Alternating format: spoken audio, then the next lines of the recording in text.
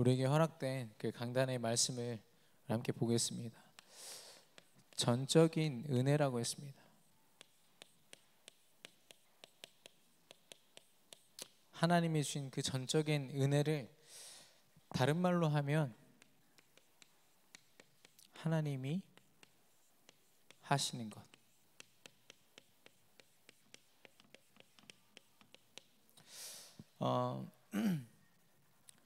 이 하나님이 하신다는 그 고백이요. 제가 찬양 인도 때도 말씀드렸지만 우리가 인사할 때 이렇게 툭툭 이렇게 던지는 말이죠. 하나님이 하실 겁니다. 하나님이 책임지실 거예요.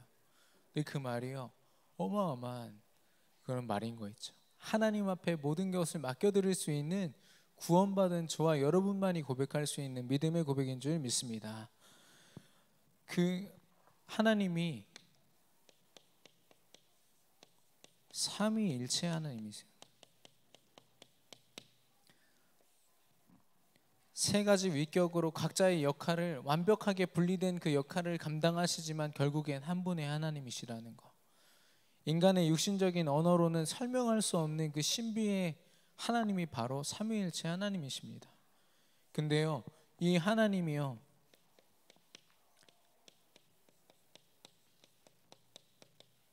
나의 구원을 위해서 삶 위에 그 능력을 다 사용하시는 거예요. 성부 하나님은 나를 향한 완전한 구원의 계획을 창세전 영세전부터 계획하셨고, 그리고 성자 예수님은 십자가상에서 죽으시고 부활하심으로 나를 향한 그 구원을 성취하셨습니다. 그리고 구원받았다고 나를 버려둔 것이 아니라 고아와 같이 우리를 버려두지 아니하시고 성령 하나님께서요, 구원받은 자의 삶으로 지금도 함께 하시며 인도하시는 줄 믿습니다. 저와 여러분은 이렇게 축복받은 사람입니다. 그래서 하나님이 우리가 구원받고 또 여기까지 전도자의 삶을 살게 하신 그 여정 속에 하나님이 이 모든 것을 하나하나 다 이루어 오셨거든요. 저와 여러분이 혹시 이 부분을 인정하지 않더라도요, 하나님의 자녀라면 하나님이 이 축복 속에 우리를 두셨습니다. 그렇기 때문에 우리가 확인하는 게 필요해요. 나의 인생의 여정을 한번 돌아보시면서, 하나님이 그때 그 사건으로 나를 구원하셨지. 하나님이 예수 그리스도를 통해서 나를 하나님 자녀 되게 하셨어. 지금까지도 나를 인도하고 계셔. 이걸 우리가 늘 확인하는 겁니다. 하나님은요, 신실하신 하나님이세요. 신실하다는 것은 신뢰롭고 믿음직스럽다라는 뜻이거든요. 하나님이 보여주신 신실하심은요, 한 가지예요. 예수가 그리스도라는 답을 끊임없이 선포하시는 거죠. 완벽한 답이고 그 어떤 것으로도 대신할 수 없는 답입니다. 그렇다면 우리가 하나님 앞에 신실할 수 있는 방법이 뭘까요? 그 언약을 붙잡는 거.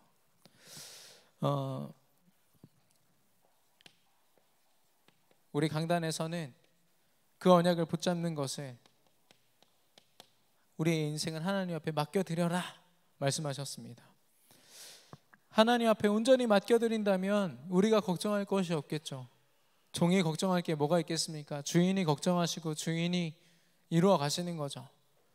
그래서 하나님 앞에 온전히 맡겨드리지 못한 그것이 무엇이냐? 바로 그게 영적 문제죠.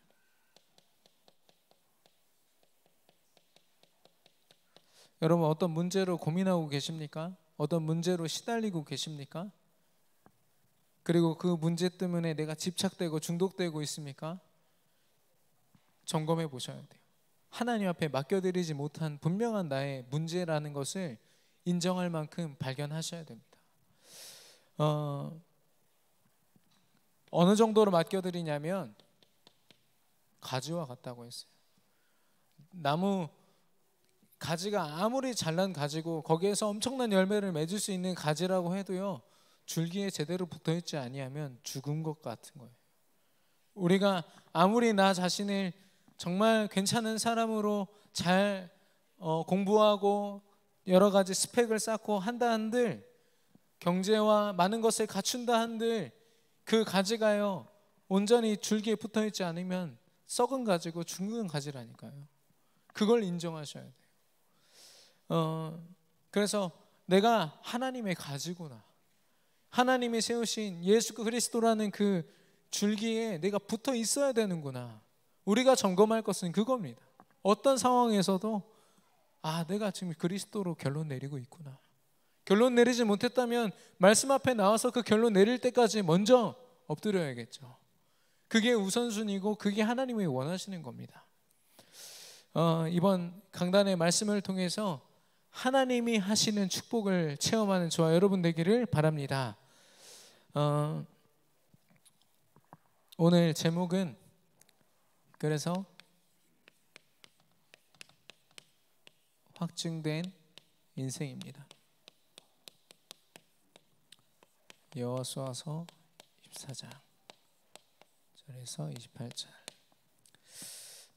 오늘 본문에서 여호수아가 자기 인생 말년에 이스라엘 백성들을 향해서 이렇게 예언처럼 믿음의 고백을 남기는 장면입니다. 그 장면을 그 여호수아가 그 유언을 남길 수밖에 없었던 그런 배경들을 보면은 그 시대에 타락이 있어요. 그 시대에 이스라엘 백성들의 타락된 모습들이 있었어요. 지금 우리 시대와 함께 보면요, 하나님의 전적인 은혜가 있다면 인간에게는 전적인 타락이 있습니다. 이 전적인 타락이란 말은 칼빈이라는 신학자가 제일 먼저 썼거든요. 인간은 그 어느 것으로도 선할 수 없는 존재다라고 얘기했어요. 언제부터냐? 창세기 3장 이후로. 하나님 떠난 이후로 스스로는 선함을 찾을 수 없는 자. 선한 행동을 해도 하나님 앞에는 그게 걸레짝만도 못할 만큼 하나님이 인정하시지 않으면 아무리 선한 행동도 선한 삶도요, 사단에게 쓰임받는 삶이 되는 거예요. 그래서 전적인 타락을 이야기하고 있어요.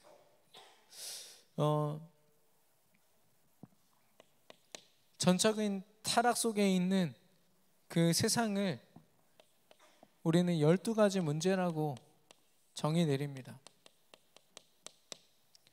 12가지 문제가 무엇입니까? 나 중심이죠. 창세기 3장에 하나님의 말씀을 거역하고 불순종하여 하나님을 떠났던 그 인간, 하나님이 답을 주셨음에도 창세기 6장에 하나님의 아들들이 세상의 딸들과 끊임없이 교제하고 하나님의 것을 바라보지 않는 것, 그리고 노아 홍수를 통해서 하나님이 분명히 심판을 보여주셨는데 오히려 하나님을 대적하고자 성공 중심으로, 물질 중심으로 바벨탑을 쌓는 사람들의 모습들, 그게 나 중심으로 똘똘 뭉친 사람들의 그런 모습인 거죠. 어디에도 하나님을 찾을 수 없습니다. 하나님의 은혜를 인정한다? 하나님 존재 자체를 인정하지 않기에 은혜도 있을 수 없죠.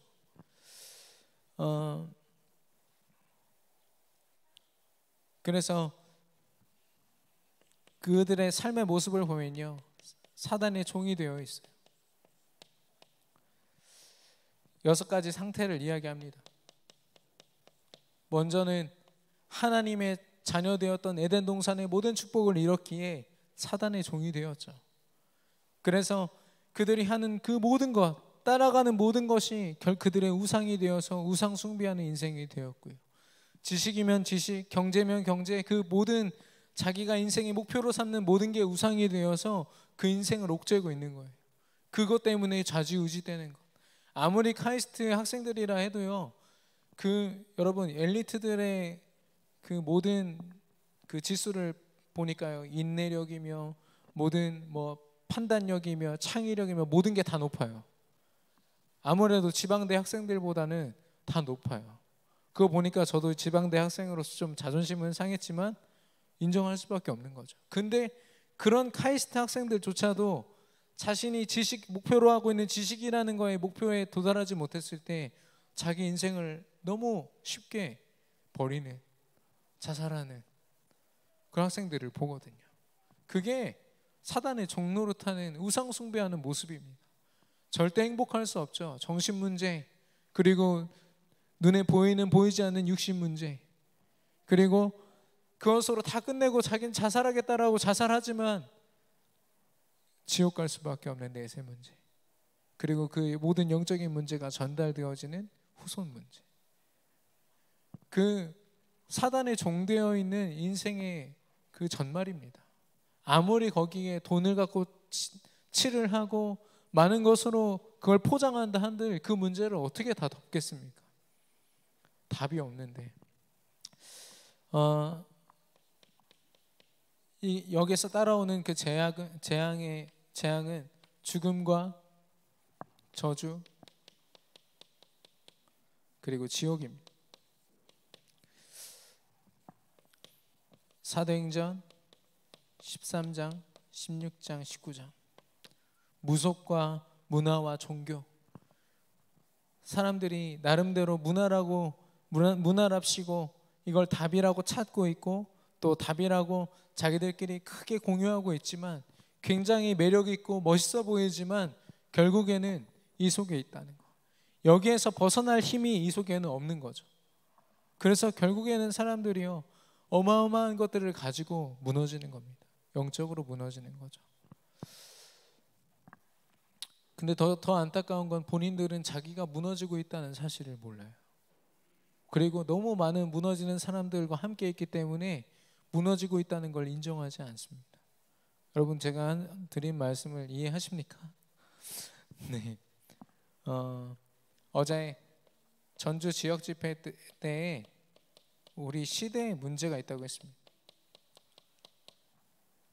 이 속에서 많은 문제들이 우리에게 주어지겠지만 이 시대에 있겠지만 그 중에서도 우울증, 하나님이 주신 행복이 없기 때문에 아무리 행복해지려고 해도 행복할 수 없는 상태, 그렇게 이 우울증을 이겨보려고 무슨 짓을 해도 이길 수 없는 거죠. 결국에는 약을 의지할 수밖에 없는 상태. 그리고 여러분도 혹시 경험해보는 분은 계신지 모르겠지만 저는 그 고백을 들었거든요. 약을 먹어서 괜찮아지는 건 괜찮아지는 게 아니래요. 한쪽으로는 건강이 무너지고요, 한쪽으로는 삶이 무너진대요. 왜냐? 그 약이 자기한테 그리스도처럼 되어 있기 때문에 얼마나 비참한지.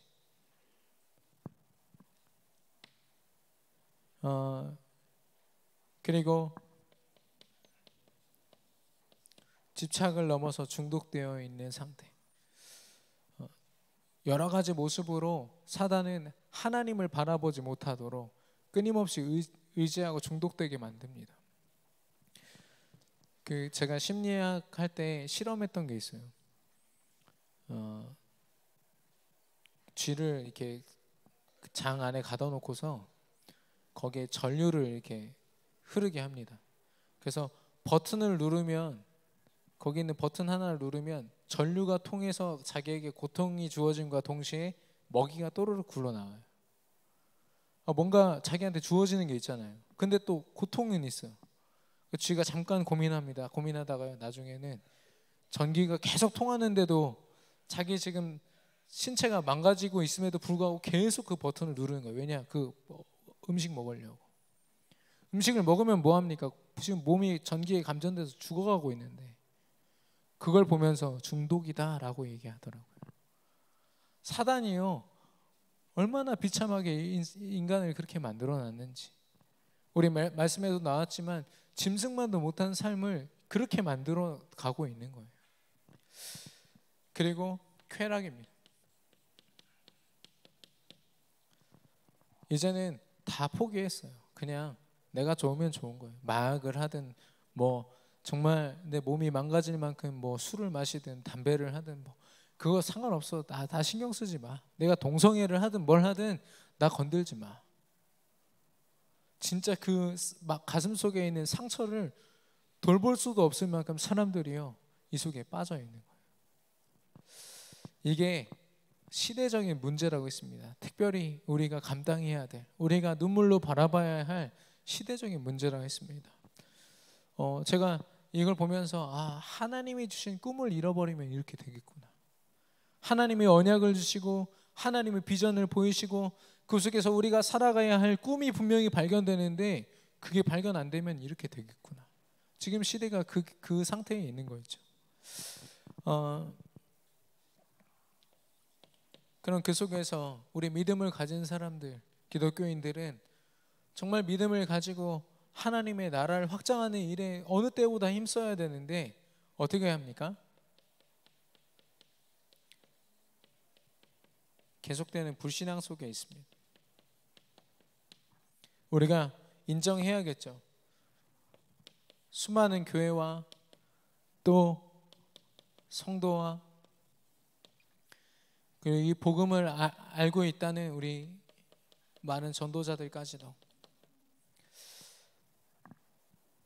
하나님이 주신 그 역할과 사명을 감당하지 않고 또 현실만 바라보고 현실 문제에 거기에 매여 있고 또 하나님의 은혜와 현실은요, 그 현실을 모두 뛰어넘는 게 은혜인데 현실에 딱 갇혀 있으니까 은혜를 바라보질 못하는 거예요.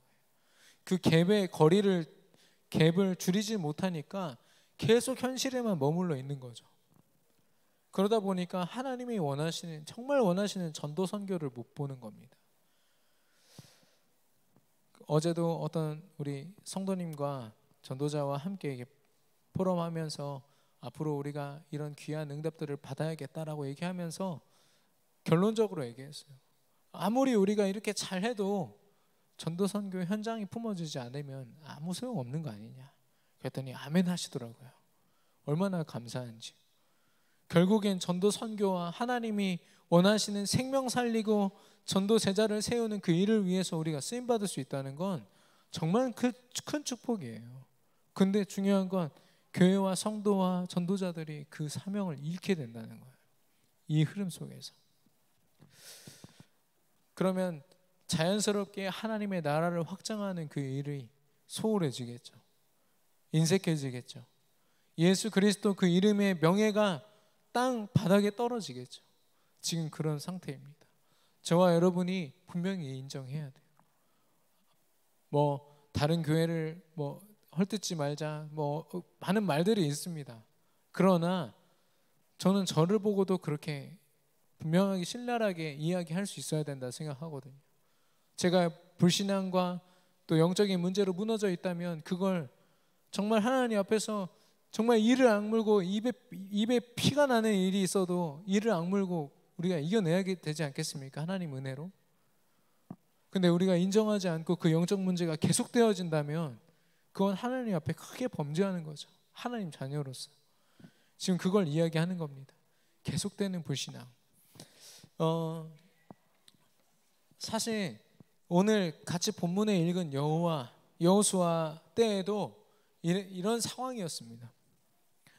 출애굽을 하고 가나안을 정복했어요. 가나안 정복하고 땅을 11개로 나눠서 12개 지파가 다 나눠 가졌습니다. 왜 땅이 11개고 12개 지파가 나눠 가졌을까요? 레위 지파는 땅을 가질 수 없습니다. 나머지 11개 지파에서 이렇게 그 한 지파를 먹여 살려야 되기 때문에 11개 지파에게만 땅을 주거든요. 출애굽을 하고 가나안 정복을 하고 땅을 나눠 가졌지만 여전히 우상을 섬기는 문화가 이스라엘 안에 있었어요. 그곳에는 늘 하나님을 향한 불신앙이 가득했어요.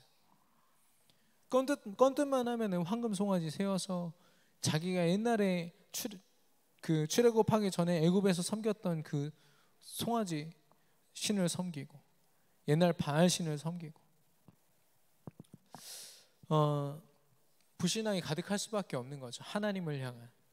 하나님은 끊임없이 출애굽부터 광야 생활 그리고 여호수아 때 여리고와 또 요단강을 건너고 그 모든 일 속에 하나님의 은혜와 하나님의 역사를 그냥 눈에 보이셨거든요.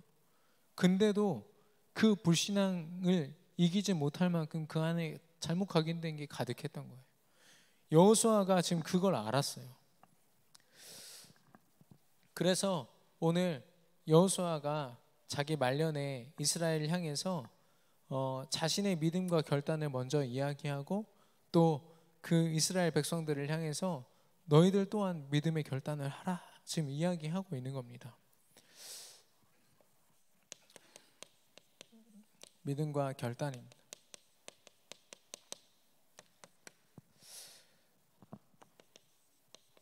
확증과 확신. 확증은 우리 스스로 할 수 없습니다. 인간이 할 수 없죠. 하나님만이 성삼위 하나님이 확증하시는 것인 줄 믿습니다. 하나님이 여호수아에게 보여주신 거예요. 여호수아서 24장 1절에서 12절. 지금 여호수아는 오늘 본문을 같이 보시면서 이 말씀을 들으시면 좋겠습니다. 여호수아가 이스라엘 백성들을 다 모아놓고서 이야기하고 있는 거예요. 12절까지 무엇을 이야기하냐면 출애굽을 하시고 광야에서 인도하시고 또 여리고와 또 요단강을 건너게 하신 그 일들, 그거를 쫙 나열하고 있는 거 있죠. 이게 다 하나님이 하신 거다. 너희들이 한 게 하나도 없어라고 지금 이야기하고 있는 거예요.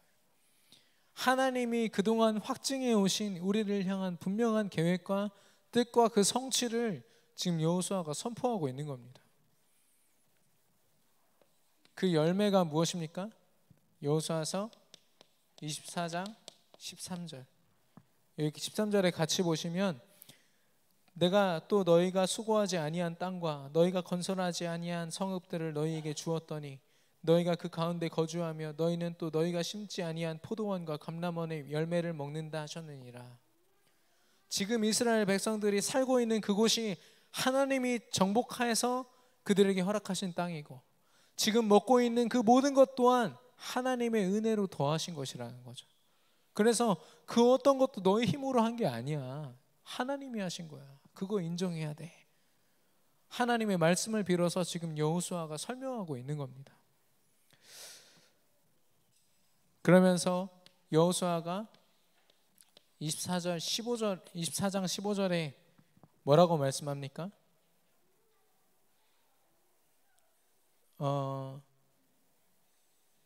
뒤쪽에 보시면 너희가 섬길 자를 오늘 택하라. 오직 나와 내 집은 여호와를 섬기겠노라 라고 얘기하고 있습니다.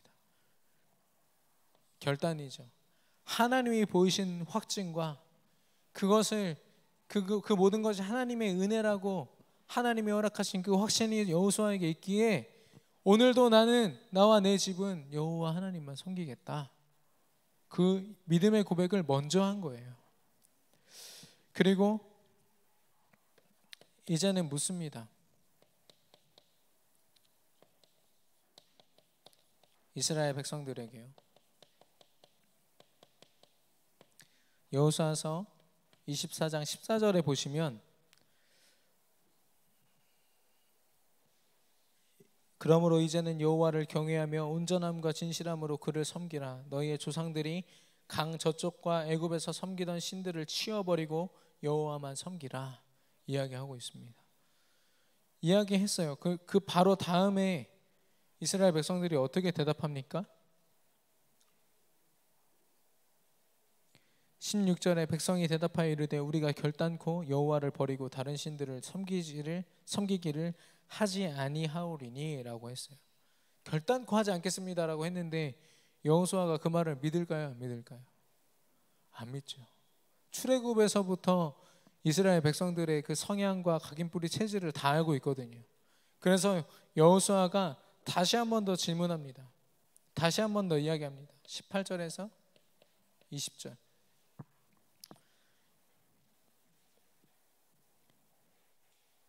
여호와께서 또 모든 백성들과 이 땅에 거주하던 아모리 족속을 우리 앞에서 쫓아내셨음이라.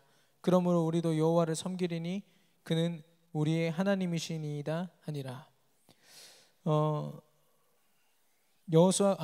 19절이네요. 여호수아가 백성에게 이르되 너희가 여호와를 능히 섬기지 못할 것은 그는 거룩하신 하나님이시요 질투하신 하나님이시니 너희의 잘못과 죄들을 사하지 아니하실 것임이라. 지금 경고하고 있는 겁니다. 너희가 결단코 하나님만 바라보겠다고 하지만 너희들 또 우상 숭배하면 하나님이 너희 멸하실 거야 라고 지금 경고하고 있는 거예요. 왜냐? 이스라엘 백성들의 체질을 잘 알거든요. 그래서 이스라엘 백성들이 21절에 우리가 여호와를 섬기겠나이다. 아까보다는 조금 톤이 강도가 좀 줄어들었죠. 저희가 잘 섬길게요 라고 지금 강도가 좀 줄어들었어요. 그리고 여호수아가 다시 한 번 더 이야기를 합니다. 23절에 여호수아가 이르되 그러면 이제 너희 중에 있는 이방 신들을 치워버리고 너희의 마음을 이스라엘의 하나님 여호와께로 향하라 하니, 다시 한 번 더 여호수아가 설명합니다. 사실 이스라엘 백성들을 사랑하는 마음으로 재확인하고 또 확인한 거죠. 정말 하나님을 바라봐야 된다. 이렇게 세 번이나 똑같은 말을 반복함으로 그 자신이 확증하고 자신에게 하나님이 확증하신 것과 확신하는 그 일을 이스라엘 백성들에게 설명한 여호수아가요, 이제는 기념비를 세웁니다. 기념비를 세워서 이 돌이 우리가 한 이 결단의 증거이다. 이 증거를 통해서 하나님이 우리를 축복하실 거다라고 지금 이야기하고 있습니다. 이 결단으로 인해서 주신 하나님의 축복이 무엇입니까?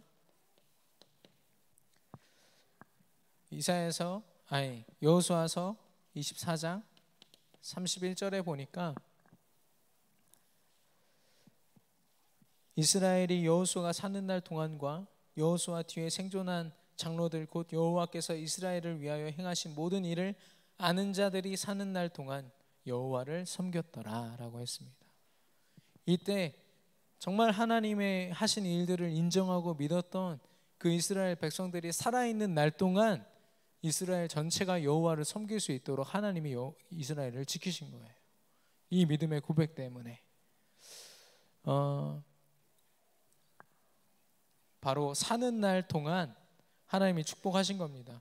그러면은 이 언약을 여호수아가 이스라엘 백성들에게 전달했던 것처럼 또 후손들에게 전달했으면 참 좋았을 텐데, 그러나 중요한 것은 사사기 2장 10절에 보면 그 세대의 사람도 다 그 조상들에게 돌아갔고 죽었다는 얘기죠. 그 후에 일어난 다른 세대는 여호와를 알지 못하며 여호와께서 이스라엘을 위하여 행하신 일도 알지 못하였더라 라고 했습니다. 이 언약을 그렇게 여호수아가 세 번이나 똑같은 말을 하면서 이스라엘에게 전달했는데요, 이 전달된 언약을 또 그 후손들에게 전달하지 못한 거예요. 그때부터 사사기 여러분 아시잖아요. 수많은 지도자들이라고 사람들이 세워질 때마다 우상 숭배하고 무너지고 하나님 앞에 불신앙하다 또 무너지고 이스라엘이 최고로 고통당하는 그 때가 바로 사사기입니다. 믿음을 가진 다윗이라는 왕이 서기까지요, 얼마나 이스라엘이 고통당하는지. 결국 다윗이 회복한 게 바로 이거거든요. 하나님의 확증과 또 하나님을 향한 확신. 우리는 계속해서 이 믿음과 이 믿음 앞에 결론 내린 그런 삶을 또 점검하고 하나님 앞에 결단해야 할 줄로 믿습니다. 우리가 작은 결단이지만 나는 하나님이 하신 일들을 믿습니다. 오늘도 나를 책임져 주시옵소서. 나와 내 집은 여호와만 섬기겠습니다라는 그 고백을 하나님이 돌보시고 지키실 줄 믿습니다.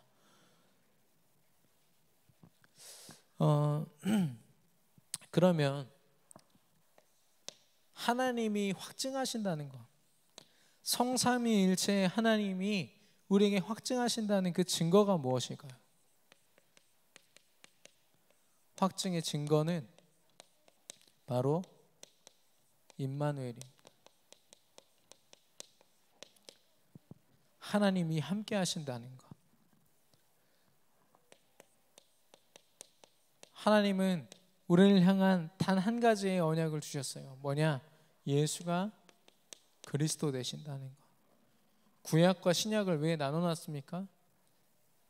예수님이 오실 것이라는 언약, 그리고 예수님이 오셨으니까 그 예수 그리스도만 영접하면 너 끝이야 라는 게 바로 신약입니다. 그게 성경 66권이고요. 로마서 1장 2절에 분명히 이야기하고 있습니다. 이 복음은 그의 아들에 관하여 미리 약속하신 것이라.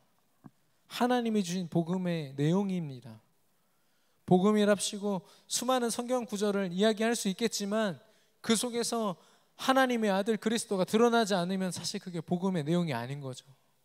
성경을 가지고 하나님의 목표, 하나님의 뜻을 붙잡지 못한 자들은 끊임없이 다른 구절들을 보겠죠. 그러나 저와 여러분은 그 모든 구절 속에서 예수가 그리스도 되심을 발견해야 할 줄로 믿습니다. 하나님의 강단 말씀을 통해서도 늘 제목과 본문은 달라지지만 그 내용 핵심이 뭡니까? 예수님이 그리스도라는 거. 이 언약을 허락하시고 이제는 언약의 여정 속에 우리를 두셨어요. 언약의 여정은 다른 말로 성령이 인도하시는 것. 언약의 여정이라고 하니까 계속 뭔가 내가 막 어떤 계획을 또 짜요. 물론 그런 고민이나 그런 도전들은 굉장히 중요한 거지만 또 그것 때문에 눌릴 필요가 없는 거예요. 왜냐? 오늘 내가 성령 인도를 받는다. 말씀의 인도를 받고 말씀으로 결론 내린다. 그게 바로 성령 인도인 줄 믿습니다. 그게 가장 확실한 하나님의 계획이자 말씀 성취가 될 줄 믿습니다. 그 속에서 하나님이 주신 우선순위가 있어요. 요한 3서 1장 2절 네 영혼이 잘됨 같이 범사가 잘되고 강건하기를 원하노라. 하나님이 원하시는 건 우리 영혼이 잘 되는 거예요. 육신적으로 배부르고 뭔가 문제가 다 해결되어서 마음이 평안하고 그 이전에 영적으로 내가 하나님과 함께 있구나. 예수님이 그리스도야 라고 고백되는 걸 하나님이 가장 원하시고 그게 우리 영혼에도 가장 이로운 거예요. 우리 삶 속에도 가장 이로운 거죠. 그러나 반대로 육신적으로 모든 걸 다 가졌어도 이 고백이 되어지지 않는다. 우선순위 되어지지 않는다. 그럼 사실상 하나님과 너무나도 멀어져 있는 나를 발견하게 됩니다. 사도행전 1장 8절에 오직 성령이 너에게 임하시면 너희가 권능받고 땅끝까지 증인되리라. 성령이 역사하지 않으면 땅끝까지 증인될 수 없다는 말입니다. 되지 못하게 하시겠다는 말이에요. 그래서 우리가 오늘도 구할 것은 하나님 성령으로 충만하게 역사하여 주시옵소서. 그러면 여기에서 우리에게 주어지는 응답은 무엇입니까? 뭔가 우리에게 경제력이 주어져서 세계복음화를 감당하게 되는 것입니까? 눈에 보이는 것보다 더 중요한 것은 뭐냐? 사도행전 1장 1절에 그리스도가 나의 그리스도 되는 것이고 나의 주인 되는 것이며 그 그리스도를 통하여 하나님의 나라를 가는 곳마다 체험하는 겁니다. 그리고 내 힘이 아닌 하나님의 힘으로 오늘 이번 강단 말씀처럼 이게 전적인 하나님의 은혜구나. 내가 잘 돼도 하나님의 은혜고 못 돼도 하나님의 은혜구나. 아까 우리가 불렀던 찬양인데요. 이 모든 것이 하나님의 은혜라라는 그 찬양 그 고백 속에 엄청난 고백이 있어요. 나의 상처와 나의 환경을 모두 허락하신 주님. 여러분 이거 인정되십니까? 상처를 두고 평생 싸운 사람들은 사실 인정하지 못해요. 왜냐? 너무 억울하거든요. 그런데도 하나님 뭐라고 하시냐? 그 상처 때문에 네가 나 만난 거야. 그 문제 때문에 내가 너와 진짜 함께 있을 수 있는 거야. 그래서 너가 감사해야 돼. 항상 기뻐하라. 범사에 감사하라. 쉬지 말고 기도하라. 하나님의 뜻이 그거라는 겁니다.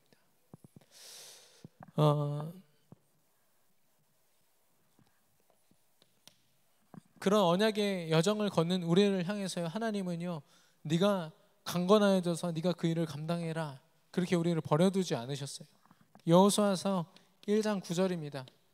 오늘 본문은 여호수아의 말년이지만 여호수아가 모세 다음으로 사역을 받는 그때에 뭐라고 하셨냐?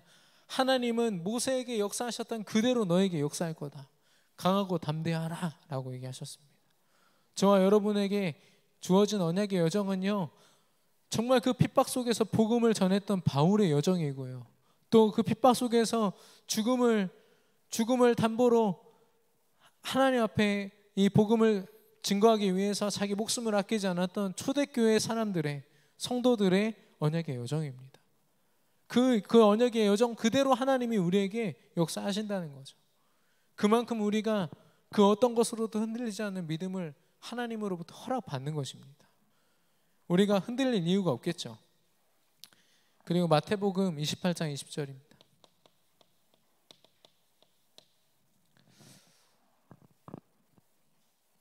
가르쳐 지키게 하라. 내가 너에게 분부한 모든 것을 만나는 모든 사람으로 하여금 가르쳐 지키게 하라. 그게 무엇입니까? 예수님이 그리스도라는 그 언약. 그 언약만 붙잡으면 모든 문제를, 인생의 모든 문제가 해결되어진다는 그 분명한 언약을 전달하는 겁니다. 그 전달하는 모든 일을 위해서 하나님 뭐라고 하셨습니까?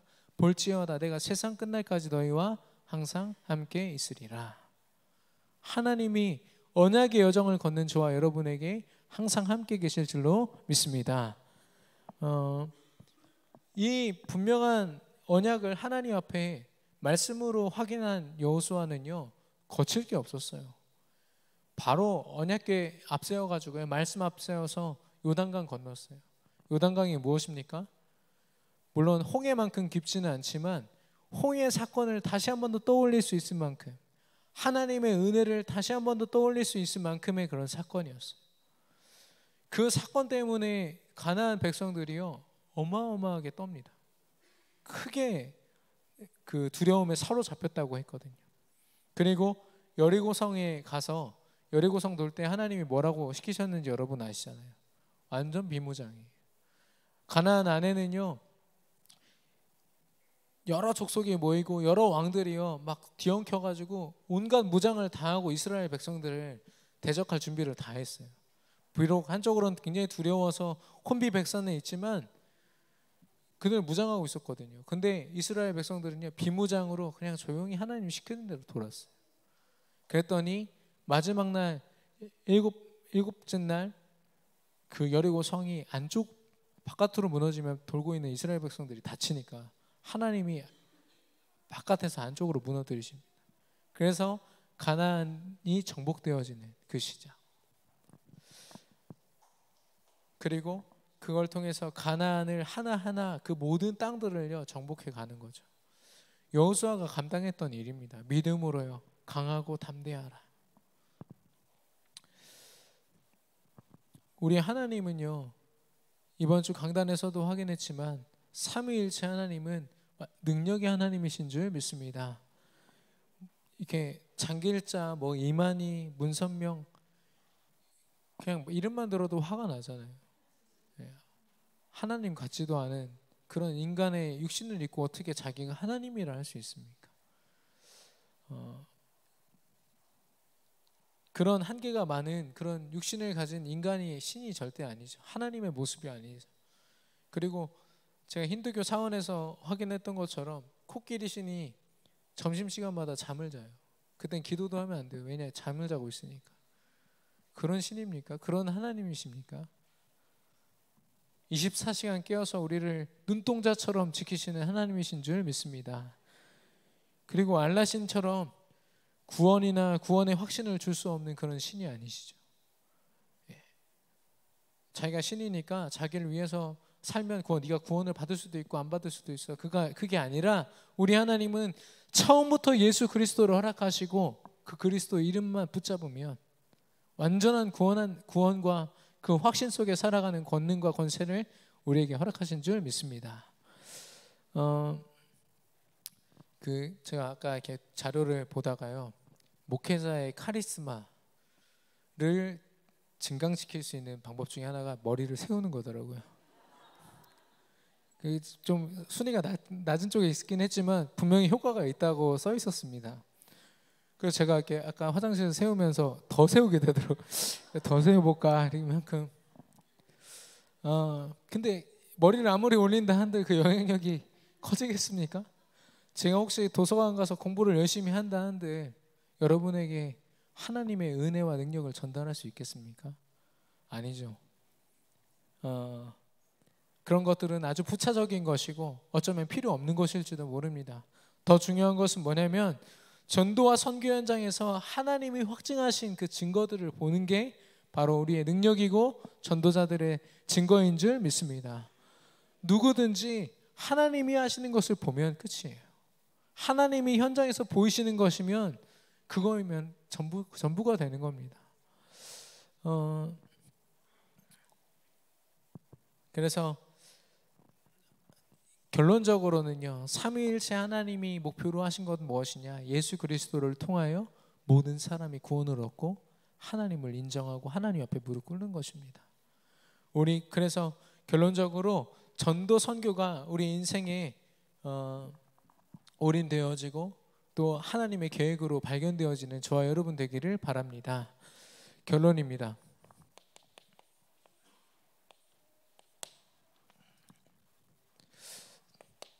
지금 오늘 여호수아가 지금 이런 배경 속에서 이스라엘 백성들에게 믿음의 결단을 이야기하고 있고요. 그리고 그런 여호수아와 이스라엘 백성들에게 하나님은요, 하나님이 확증하신 것과 그것을 증거로 허락하셨습니다. 저와 여러분이 이 동일한 축복을 받으려면 어떻게 할까요? 이 축복을 우리 후대들에게 전달하면 어떻게 해야 할까요? 먼저 흐름입니다. 하나님이 허락하신 그 분명한 영적인 흐름이 있거든요. 전도 선교로 연결되어지는 분명한 흐름이 있거든요. 우리 렘넌트들이 명문대학교에 가고 좋은 직장을 얻어서 어떤 중직을 맡고 그것보다 더 중요한 건 뭐냐? 그 자리에서 전도 선교를 감당하느냐 못하느냐. 거기에 우리가 결론 내려야 되는 거예요. 거기까지 연결되지 못한다 그러면 사실상 다시 도전해야 돼요.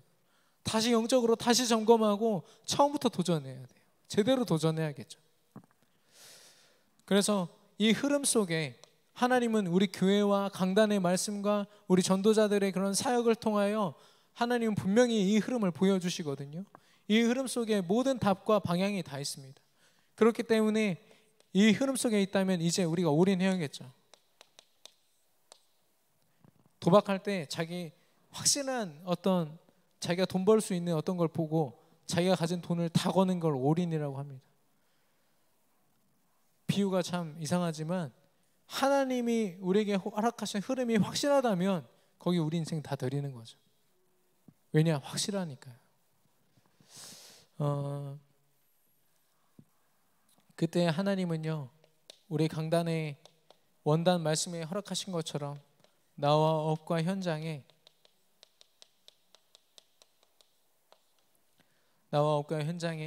하나님이 원하시는 시스템을 하나님께서 세우실 줄 믿습니다. 영적인 축복의 그런 분명한 흐름을 보고 또 그 흐름에 올인하며 또 나와 업과 현장에 하나님이 세우시는 시스템을 확인하는 저와 여러분이 되기를 바랍니다. 여호수아처럼 오늘 나와 내 집은 여호와만 섬기겠노라. 이 믿음의 고백이 저와 여러분의 고백이 되기를 바랍니다. 아브라함이 자기 조카 롯을 데리고 이제 언덕 위에 서가지고 이야기하잖아요. 네가 좌하면 내가 우하고 네가 우하면 내가 좌할게. 여러분 이 고백을 어떻게 생각하십니까? 그냥 좀 이해심 많고 양보심이 많은 그런 어떤 사람의 고백이라고 보십니까? 엄청난 믿음의 고백입니다. 육신적으로 보는 이 롯은요, 소돔과 고모라를 택할 수밖에 없습니다. 아무리 성경을 많이 공부한 바리새인조차도요, 육신적으로 볼 수밖에 없기 때문에 소돔과 고모라를 택했겠죠. 근데 아브라함에게는 지금 무엇을 택했느냐가 중요한 게 아니었어요. 하나님이 원하시는 것, 거기에 집중되어 있는 삶이었습니다. 아마 만약에 아브라함이 소돔 고모라를 택했으면 소돔 고모라가 약속한 땅이 되었을 겁니다. 왜냐? 하나님이 그를 통하여 역사하시기 때문에.